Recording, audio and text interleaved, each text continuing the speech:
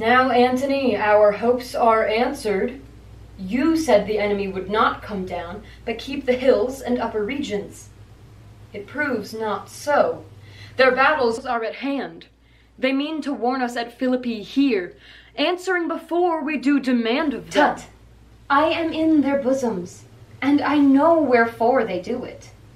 They could be content to visit other places, and come down with fearful bravery, thinking by this face to fasten in our thoughts that they have courage.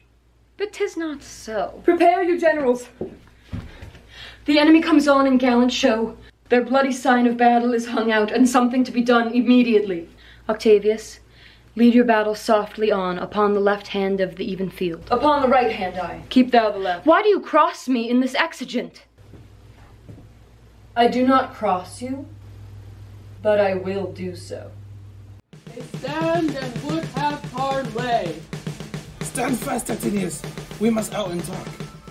Mark Antony, shall we give sign of battle? Oh, Caesar, we will answer on that charge. Make forth. The generals would have some words.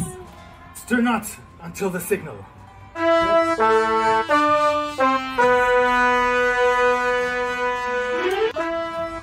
Words to four blows, is it so, countrymen? Not that we love words better, as you do.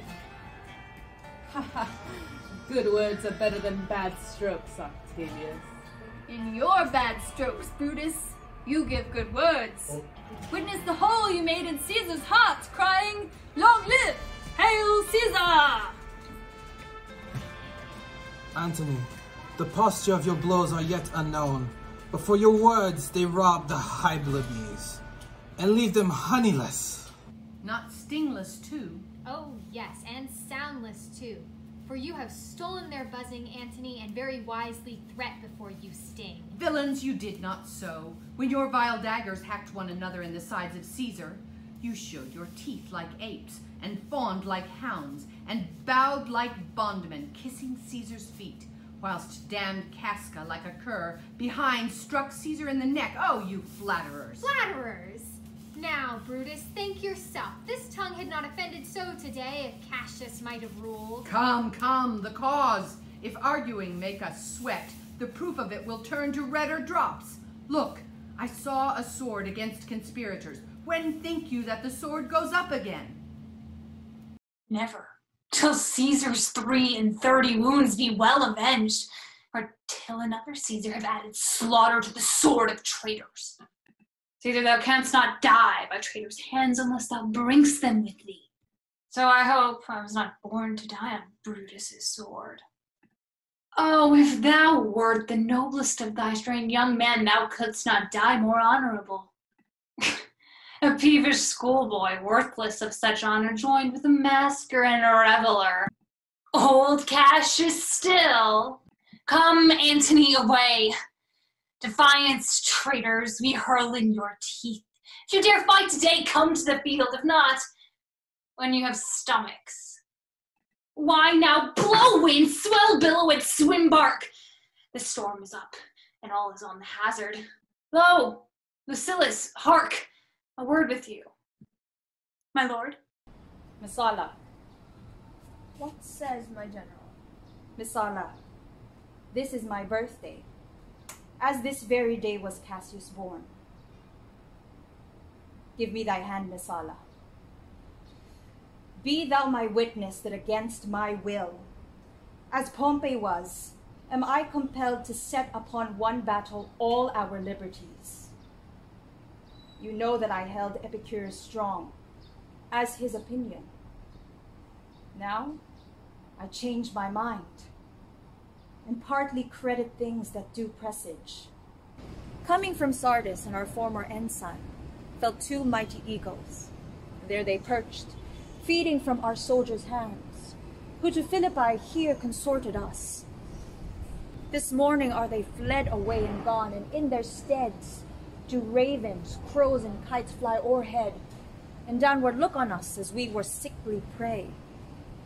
Their shadows seem a canopy most fatal, under which our army lies, ready to give up the ghost. Believe not so. I do believe it but partly, for I am fresh of spirit, and resolved to meet all perils very constantly. Even so, Lucilius. Now, most noble Brutus, the gods today stand friendly, that we may, lovers in peace, lead on our days to age. But, since the affairs of men stand yet uncertain, let us reason on the worst that may befall. If we do lose this battle, then is this the very last that we shall speak together? What are you determined to do then? Even by the rule of that philosophy, by which I did blame Cato for the death which he did give himself, I know not how, yet I do find it cowardly and vile, for fear of what might fall, so to stay the time of life, arming myself with patience to stay the providence of some high powers that govern us below. Then if we lose this battle, you are contented to be led in triumph through the streets of Rome? No, Cassius, no, think not, thou noble Roman, that ever Brutus will go bound to Rome. He bears too great a mind. But this same day must end that work the Ides of March begun. And whether we shall meet again, I know not. Therefore our everlasting farewell take. For ever and forever farewell, Cassius.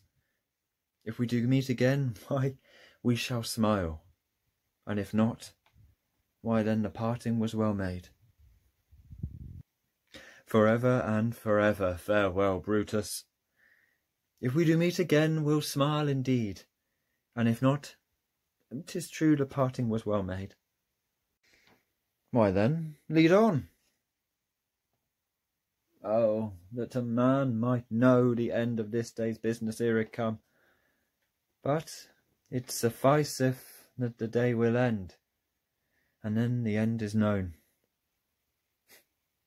Come ho, away.